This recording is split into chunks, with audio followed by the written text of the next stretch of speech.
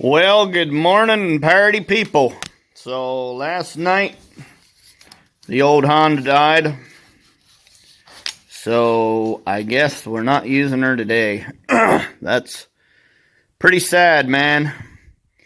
In conjunction with that, we have firewood to haul. Firewood to chop and haul and stack and deliver. 3 whole face cords. We have got 1 face cord in the rack now from yesterday.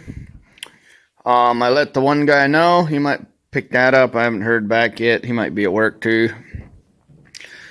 So we definitely have 2 face cords to go out. So we need to get the snowmobile trailer down by the wood pile and get the rack emptied out into that.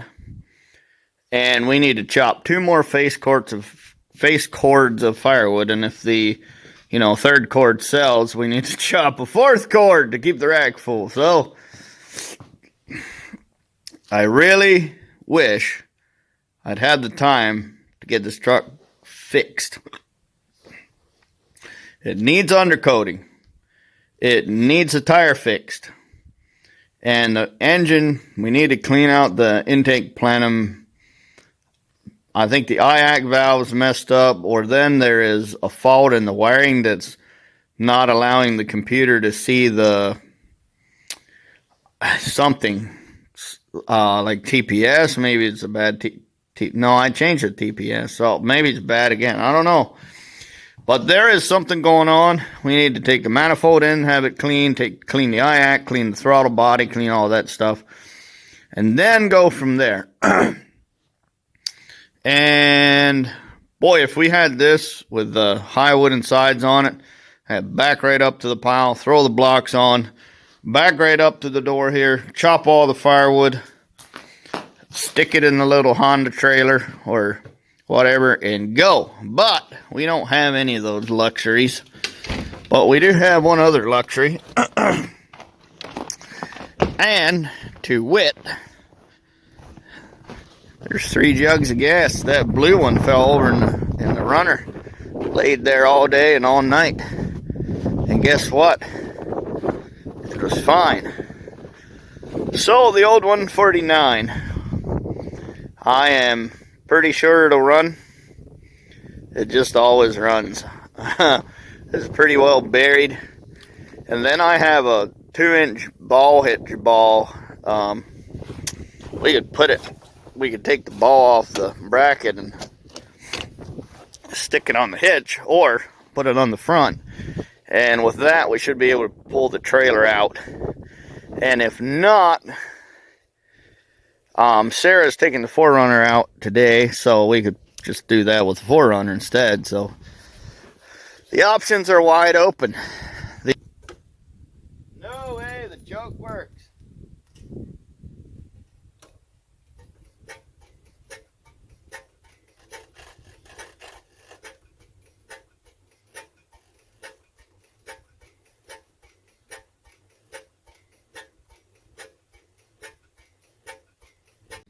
Alright, so with that, we got the jumper cables on. I'm going to tilt the camera back, so there we go. Now you're really getting the full picture. So I'm going to fire up, let her warm up. I got some gas, we can put some fuel in her. I just put fresh oil in it last time she was out.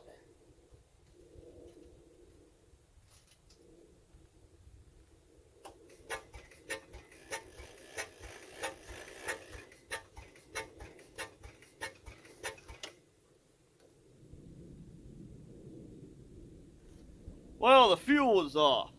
Let's try that.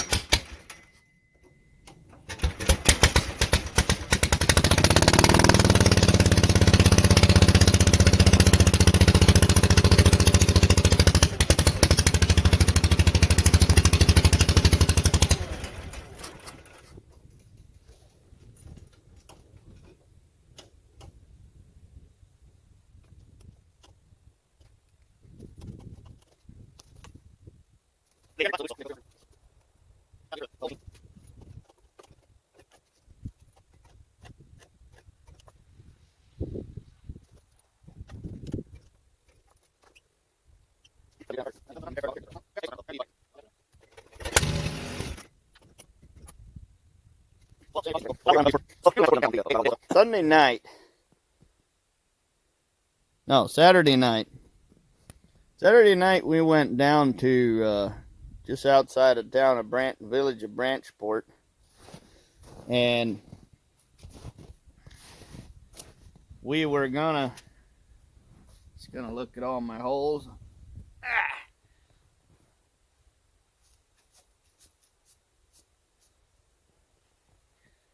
There we go.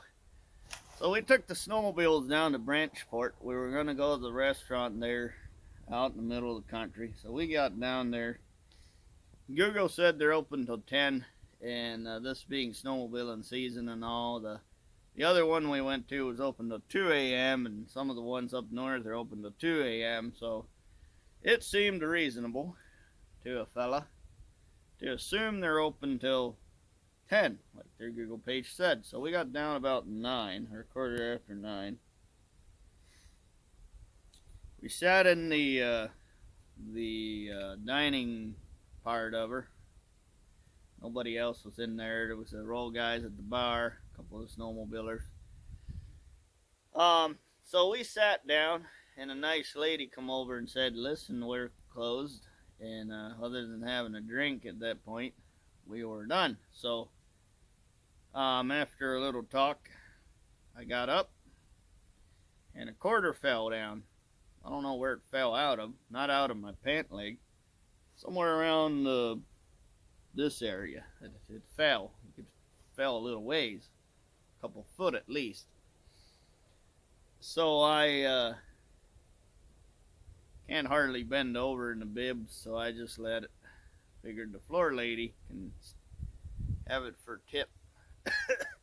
Should be worth bending over for. Maybe not anymore with all the inflation and what. So I got up and got my helmet and things together. I had my hands full of my gear and whatnot, and started across the floor, and there by these fellers' table, another quarter fell out. And they said, "Say, sir, you done lost your change." And I stopped and I said, "Listen, I don't know what's going on, but one just fell out back there." So I stopped and I checked my pockets and all, and I don't think I had a couple of dimes, nickels, maybe a couple of dimes in my pockets and pennies. Well, that's not the end of the story. That was 50 cents. So, yeah, the other day on video, I moved around and another quarter fell out. That was 75 cents. And then not long thereafter, I went into the wife to eat some supper, or dinner, some food. And I walked in the door, and another quarter fell out. And I said, "Wait, that's the quarter from before, right?" So I reached down in my jeans, and guess what? I had a quarter. So that's a total of $1 that fell out of my somewhere. I don't even know where. I've never caught them fall. I certainly didn't have this jacket on, and if I did, I certainly wouldn't have any change in it. So it is a mystery to me. I did notice they're all fairly shiny. I didn't check any dates. I just don't really care. I mean, having a buck fall out of my pocket every week ain't no golden goose egg, that's for sure. So I just thought I'd let you know that while we're sitting here wasting up the time, that right there is the story. It's a little crazy, but I think it fits with the family.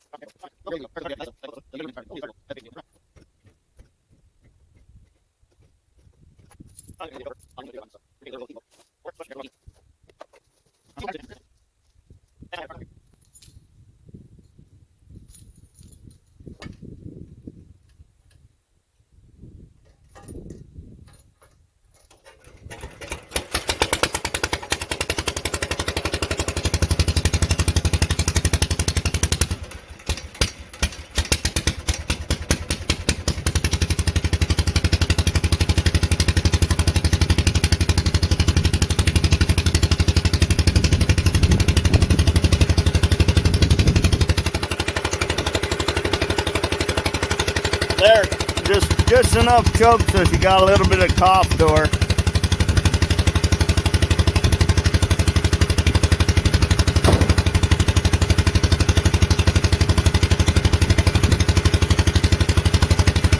So I'm not sure, we might just let her run all day. Won't hurt nothing. It happens to Cub Cadets in Siberia all the time.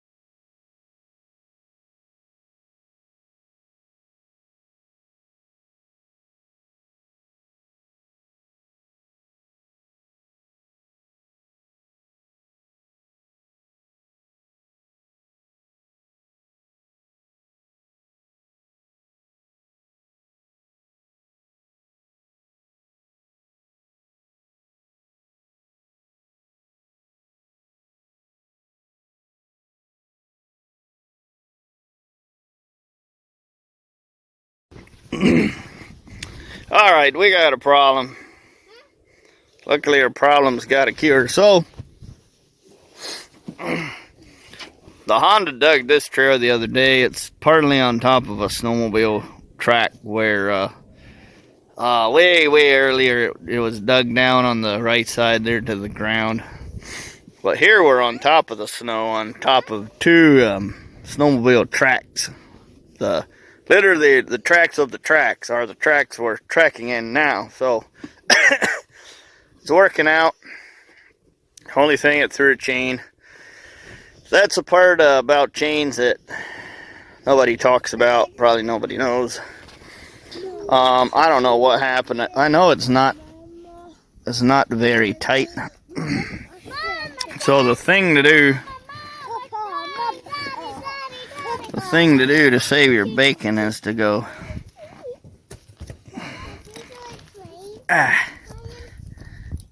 through the chain somewhere. You want to go through the chain. There we go. Basically, we got enough here to make a triangle. If you buy the fancy binder things, all they're really doing is just pulling the chain tight so that the unhooker can unhook. I think that's probably what happens. It just unhooked itself. The other tire is off of a Cyclops tractor, and that's a little wider. It actually needs to be spacered out. It hits the fender just a smidge, but if that ever fails, we'll put the other Cyclops tire on it. They've got a little bit of a coarser tread, but there's almost no air in these Cyclops tires. Ride really nice if you don't know. If you don't know that, and you have an opportunity, that sucker is probably flat and it's still rock hard. And if you don't know that, those Cyclops tires are a sweet upgrade. Dirt cheap if you can buy them secondhand for your lawn mowing tractor. It just makes the ride so much nicer. I mean, if you're gonna use turf tires, why not use the comfortable ones? If you're after traction, just go buy something else.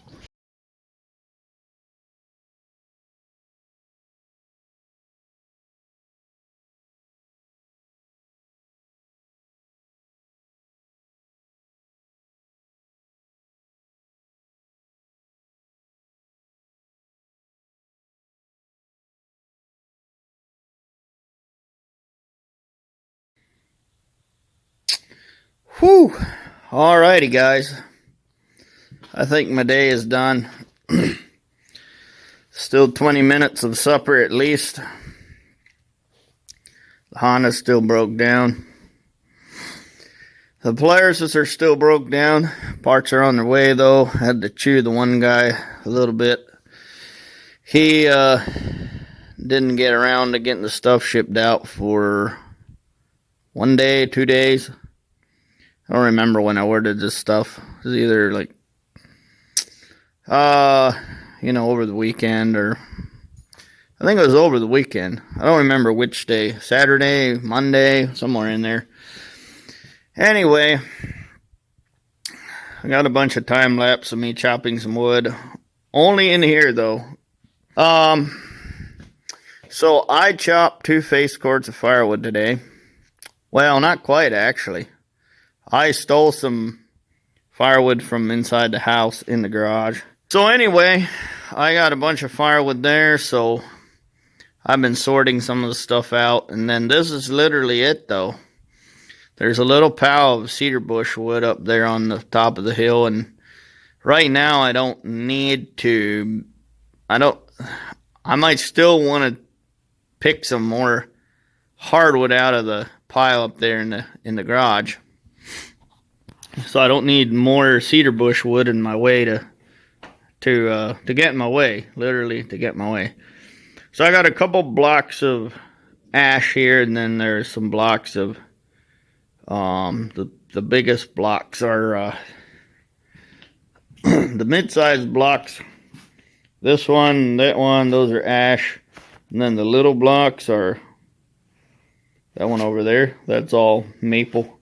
Maple, maple, maple up there.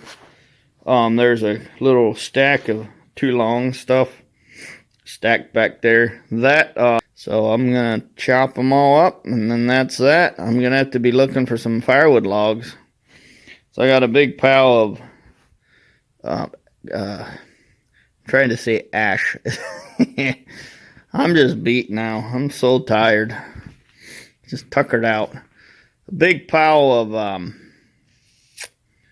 just wood chips and ice and snow. So I got the wagon outside. I had the wagon outside, and I pulled the last piece of ash tree that was laying in the garden.